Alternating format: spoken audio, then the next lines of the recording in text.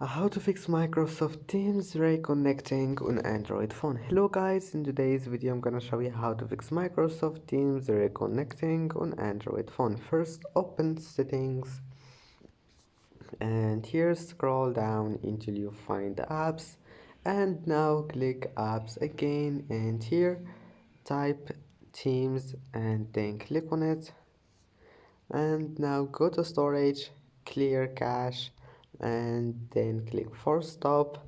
Now your problem will be fixed, and if that doesn't fix your problem, come back here, go to data usage, make sure all of those is enabled. Maybe you'll find background data like that, allow it, and then go and check if there's any update for Microsoft Teams. And I hope that can fix your problem, and that's it for today's video.